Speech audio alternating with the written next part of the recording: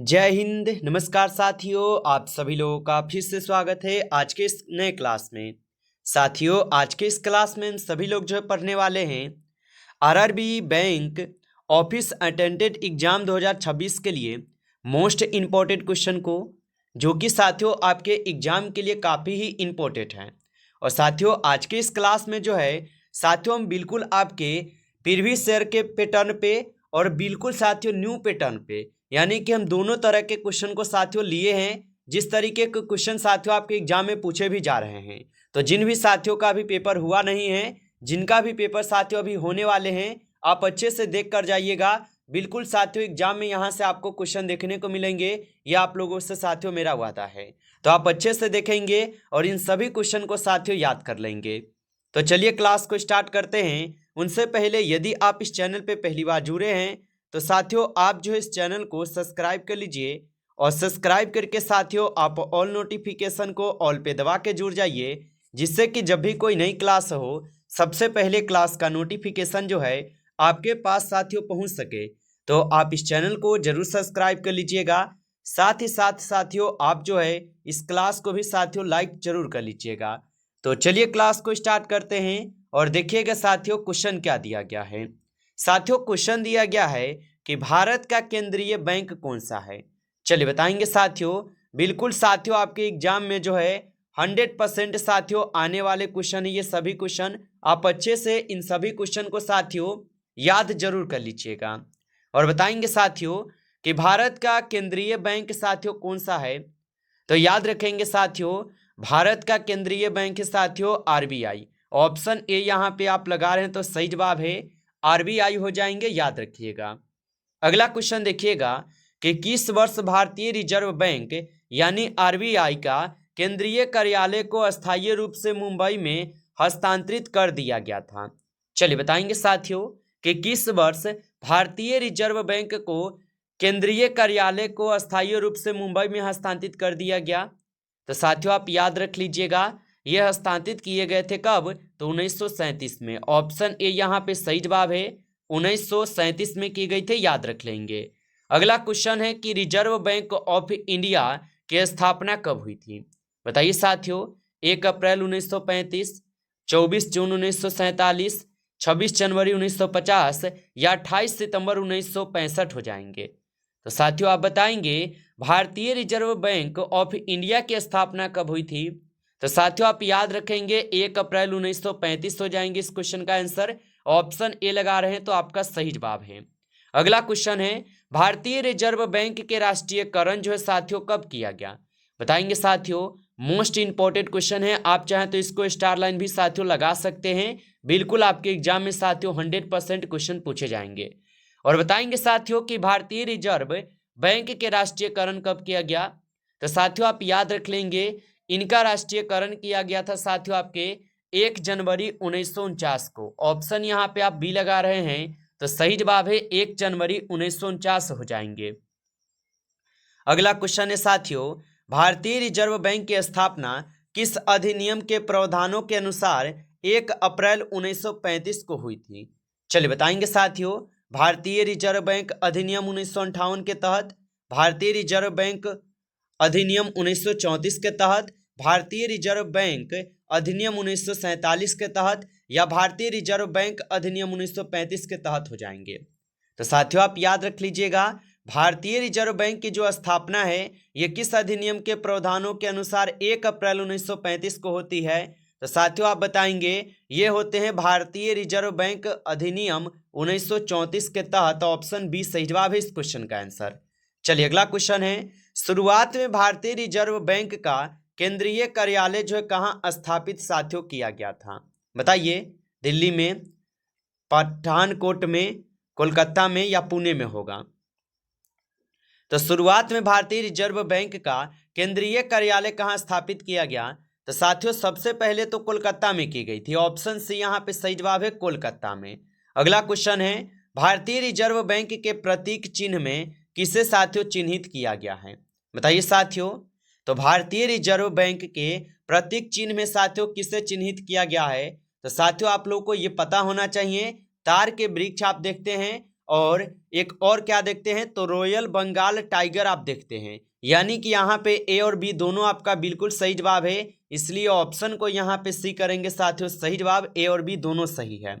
अगला क्वेश्चन है, भारतीय रिजर्व बैंक के गवर्नर की नियुक्ति प्रधानमंत्री किसकी सलाह पर साथियों करते हैं? बताइए, राष्ट्रपति के, महान्यवादी के, वित्त मंत्री के या लोकसभा अध्यक्ष के हो जाएंगे। तो भारतीय रिजर्व बैंक के गवर्नर की नियुक्ति प्रधानमंत्री किनकी सलाह पर करते हैं? तो साथियों आप याद रखेंगे, ये करते हैं वित्त मंत्री के सलाह पर। ऑप्शन सी सही जवाब है, वित्त मंत्री के सलाह पर साथियों करते हैं, याद रखेंगे। अगला क्वेश्चन है, बैंकिंग लोकपाल योजना की शुरुआत किसने की है? बताइए साथियों कि बैंकिंग लोकपाल योजना की शुरुआत किसने की? तो साथियों आप याद रख लेंगे, ये किए थे आपके आरबीआई। ऑप्शन बी सही जवाब है, यहाँ पे आरबीआई किए थे। अगला क्वेश्चन है कि 2025 में भारतीय रिजर्व बैंक के गवर्नर कौन थे? बताइए साथियों, ऑप्शन यहाँ पे दिए गए हैं आपके, श्री संजय मल्होत्रा, शशिकांत दास, निर्मला सीतारमन या जेके उदेसी हो जाएंगे। तो साथियों 2025 में पूछा है भारतीय रिजर्व बैंक के गवर्नर कौन थे, तो आप बताएंगे श्री संजय मल्होत्रा है 2025 में। ऑप्शन ए सही जवाब है। अगला क्वेश्चन है, भारतीय रिजर्व बैंक के किस गवर्नर का कार्यकाल सबसे ज्यादा लंबा रहा था? बताइए साथियों कि भारतीय रिजर्व बैंक के किस गवर्नर का कार्यकाल सबसे ज्यादा लंबा रहा था? तो साथियों आप याद रख लेंगे, यहाँ पे इस क्वेश्चन का आपका सही जवाब जो है ऑप्शन यहाँ पे डी हो जाएंगे साथियों, याद रखेंगे आप सभी लोग।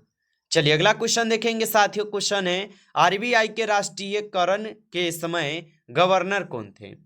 बताइए साथियों, तो आरबीआई के राष्ट्रीयकरण के समय साथियों गवर्नर थे आपके सीडी देशमुख। कौन थे साथियों? सीडी देशमुख थे, आप याद रखेंगे इसको। चलिए अगला क्वेश्चन देखते हैं। क्वेश्चन है, 1 रुपए के नोट जिसे करेंसी नोट भी कहा जाता है और इस पर किसके हस्ताक्षर साथियों होते हैं? बताइए आप सभी लोग, वित्त मंत्री के, वित्त सचिव के, आरबीआई गवर्नर के या एसबीआई अध्यक्ष के हो जाएंगे। तो 1 रुपए के नोट जिसे करेंसी नोट कहा जाता है और इस पर किसके हस्ताक्षर होते हैं? तो साथियों आप बताएंगे, इस पर जो है वित्त सचिव के हस्ताक्षर होते हैं। ऑप्शन बी सही जवाब है। अगला क्वेश्चन है, भारतीय रिजर्व बैंक के लेख वर्ष कब से कब तक रहा है? बताइए साथियों, तो भारतीय रिजर्व बैंक के लेख वर्ष कब से कब तक रहा है या कब से कब तक होता है? तो साथियों आप बताएंगे 1 जुलाई से लेकर 30 जून तक ये रहता है। ऑप्शन यहाँ पे बी सही जवाब होगा, याद रखेंगे। अगला क्वेश्चन है, भारतीय रिजर्व बैंक के गवर्नर की हर माह का वेतन कितना है? बताइए साथियों, 1 लाख, 2 लाख, 2.5 लाख या 5 लाख हो जाएंगे। और साथियों आप लाइक नहीं किए होंगे तो आपसे छोटा सा रिक्वेस्ट करेंगे, साथियों आप इस सभी लोग इस क्लास को एक बार लाइक कर लेंगे।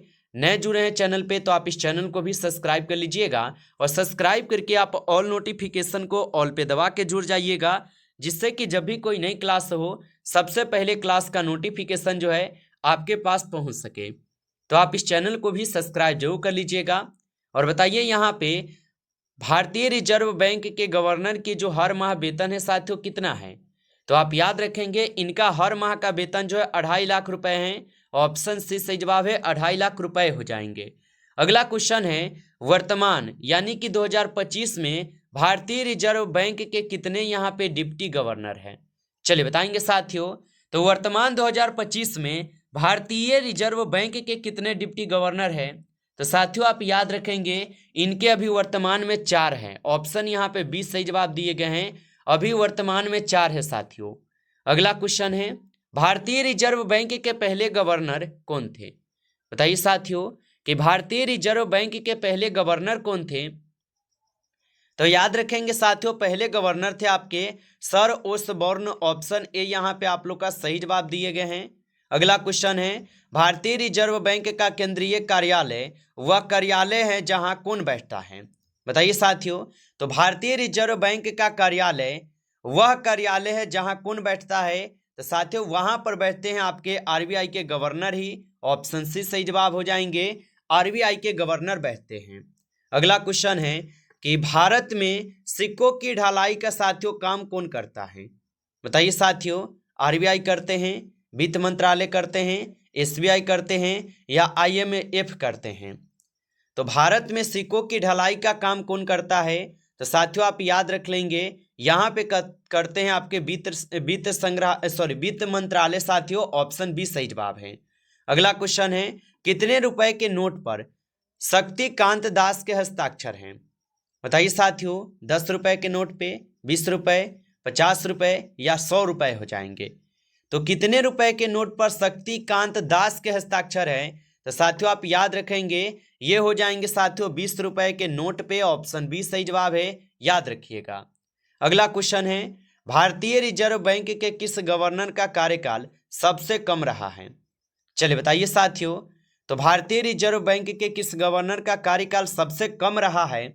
तो साथियों अमिताभ घोष का जो कार्यकाल है ये सबसे कम रहा है। ऑप्शन डी सही जवाब होगा। अगला क्वेश्चन है, रुपए के चिन्ह की निर्माण साथियों किसने किया है? चलिए बताएंगे साथियों कि रुपए के चिन्ह की निर्माण किसने किया। तो साथियों रुपए के चिन्ह की जो निर्माण है साथियों, ये उदय कुमार किए थे। ऑप्शन ए सही जवाब है, यहाँ पे उदय कुमार किए थे। अगला क्वेश्चन है, भारतीय रिजर्व बैंक की स्थापना किस आयोग की सिफारिश पर साथियों की गई थी? चलिए बताएंगे साथियों, तो भारतीय रिजर्व बैंक की जो स्थापना है ये किस आयोग की सिफारिश पर की गई थी? तो साथियों आप याद रखेंगे, ये किए गए थे आपके जॉन हिल्टन यंग कमीशन के सिफारिश पर। ऑप्शन ए सही जवाब होगा। अगला क्वेश्चन है, भारतीय रिजर्व बैंक के पहले भारतीय गवर्नर कौन थे? चलिए बताएंगे साथियों, भारतीय रिजर्व बैंक के पहले भारतीय गवर्नर कौन थे? तो भारतीय रिजर्व बैंक के पहले भारतीय गवर्नर साथियों यहाँ पे हो जाएंगे आपके सीडी देशमुख। ऑप्शन सी सही जवाब है, याद रखेंगे। अगला क्वेश्चन है, भारतीय रिजर्व बैंक के गवर्नर की नियुक्ति कौन करता है? चलिए बताएंगे साथियों, भारतीय रिजर्व बैंक के गवर्नर की नियुक्ति कौन करता है? तो याद रखेंगे साथियों, ये प्रधानमंत्री जी करते हैं। ऑप्शन सी सही जवाब है, प्रधानमंत्री। अगला क्वेश्चन है साथियों, भारतीय रिजर्व बैंक के गवर्नर का कार्यकाल कितने वर्ष का होता है? 1 वर्ष का, 2 वर्ष का, 3 वर्ष का या 5 वर्ष का होगा? तो भारतीय रिजर्व बैंक के गवर्नर का जो कार्यकाल होता है साथियों, ये आपके होते हैं 3 वर्ष का। ऑप्शन सी सही जवाब है, 3 वर्ष का होता है, याद रखिएगा। अगला क्वेश्चन है, भारत में मुद्रा आपूर्ति को कौन नियंत्रित करता है? चलिए बताएंगे साथियों, वित्त मंत्रालय, आरबीआई, एसबीआई या एनएसई करते हैं। तो भारत में मुद्रा आपूर्ति को साथियों कौन नियंत्रित करता है? तो आप याद रखेंगे साथियों, आरबीआई करते हैं। ऑप्शन बी सही जवाब है। अगला क्वेश्चन है कि आरबीआई ने एमएसएफ और बैंक रेट क्या रखा है? बताइए साथियों कि आरबीआई ने एमएसएफ और बैंक रेट क्या रखा है? तो साथियों आप बताएंगे, ये रखे हैं आपके 5.65%। ऑप्शन ए सही जवाब है। चलिए अगला क्वेश्चन है, वर्तमान में रेपो रेट क्या है? चलिए बताएंगे साथियों, वर्तमान में रेपो रेट क्या है? तो साथियों वर्तमान में अगर आप रेपो रेट देखेंगे तो साथियों ये हो जाएंगे कितने? तो वर्तमान में साथियों रेपो रेट हो जाएंगे आपके यहाँ पे 6.90%। ऑप्शन बी सही जवाब है, यहाँ पे याद रखेंगे। अगला क्वेश्चन है, भारत में सिक्कों की ढलाई का काम कौन करता है? चलिए बताइए साथियों, तो भारत में सिक्कों की ढलाई का जो काम करता है साथियों, ये करते हैं वित्त मंत्रालय। ऑप्शन ए यहाँ पे सही जवाब है साथियों, वित्त मंत्रालय करते हैं, याद रखेंगे। नमस्कार साथियों, इस क्लास में आपके टॉप 30 क्वेश्चन थे जो कि काफ़ी इंपॉर्टेंट और सिलेक्टेड क्वेश्चन थे। ये सभी क्वेश्चन साथियों, यदि आपको क्लास अच्छा लगा हो तो आप इस क्लास को साथियों लाइक कर लीजिए। नए जुड़े हैं चैनल पे तो आप इस चैनल को भी सब्सक्राइब करके आप ऑल नोटिफिकेशन को ऑल पे दबा के जुड़ जाइए, जिससे कि जब भी कोई नई क्लास हो सबसे पहले क्लास का नोटिफिकेशन जो है आपके पास साथियों पहुंच सके। तो आप इस चैनल को सब्सक्राइब कर लीजिए। चलिए फिर मिलते हैं आपसे नेक्स्ट टॉपिक के साथ नेक्स्ट क्लास में। तब तक के लिए जय हिंद, जय भारत।